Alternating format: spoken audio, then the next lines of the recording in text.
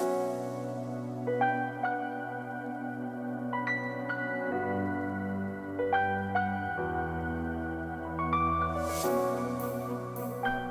friends, Big J here, bringing you another Dota 2 video on behalf of Dota Alchemy, and in this video I want to talk about why mechanics are one of the least important things to focus on in Dota.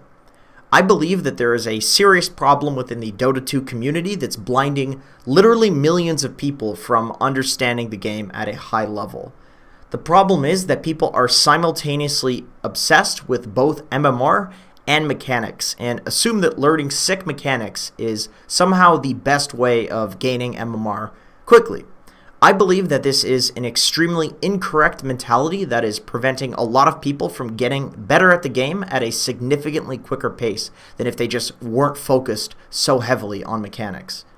Everybody wants to be the next Miracle or Sumail, but generally people want it to come naturally rather than something with practice or with some deeper reasoning why these players are really good mechanically. People see Miracle and Sumail glamorized as constantly mechanically outplaying people, and as a result, the average Dota 2 player is obsessed with the nuances of the game rather than the bigger, much simpler picture. Here's where MMR comes in. This community is absolutely obsessed with the number. Why is that true?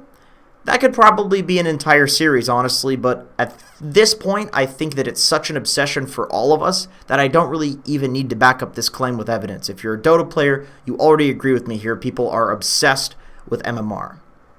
And with that focus on MMR, people see Sumail and Miracle making dank-ass plays on Reddit, in tournament clips, and so forth. And then they start associating that with what they need to do to win MMR. The problem here is that the mechanics is all you hear about in Dota. Similar to how laning is all people seem to talk about in Dota content on YouTube, and yes, we at Dota Alchemy are absolutely guilty of falling victim to this as well.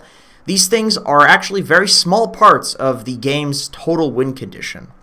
So to bring it back to my main point, I believe that unless you are already an extremely high-rated player, your main focus in Dota should not be on mechanics. I think that mechanics are like 2 to 5% of the reason that somebody wins a game.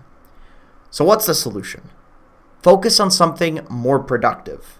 In my opinion, the number one thing that you should focus on that gets massively overlooked because of this obsession with mechanics is where your hero is on the map. Rather than how you're pressing the buttons, it's more about, are you even there to press your buttons in the first place? What is the point in critiquing button pressing if you shouldn't be somewhere in the first place because you're mindlessly running around the map like a chicken with its head cut off?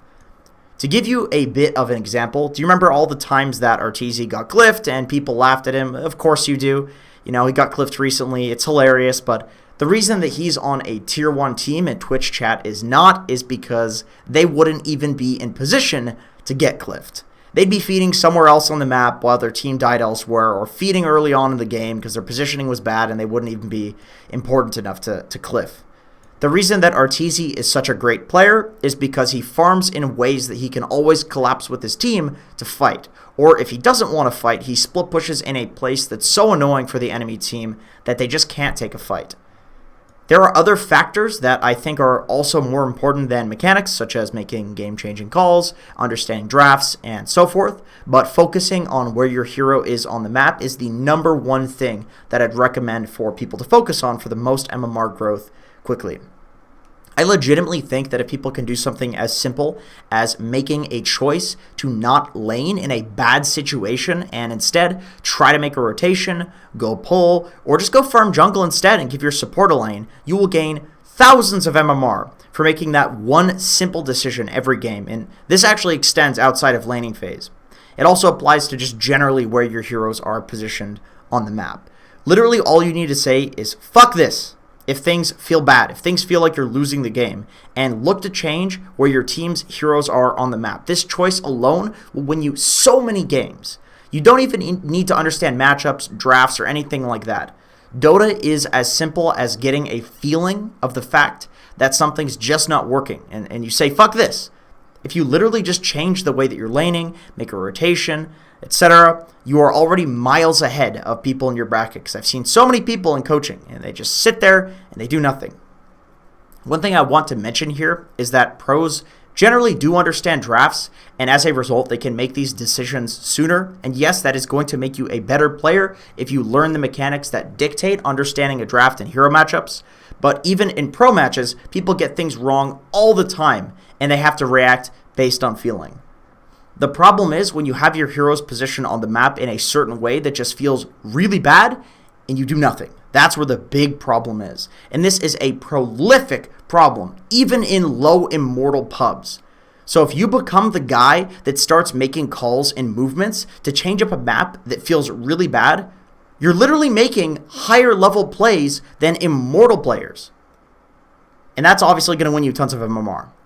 Anyway, that's it for this video. If you'd like me to expand on this topic in any way, such as maybe doing an analysis of like a pro replay or one of my replays where positioning mattered but mechanics did not, leave a comment below with your suggestion. As always, I appreciate it, and I hope to see you in another video.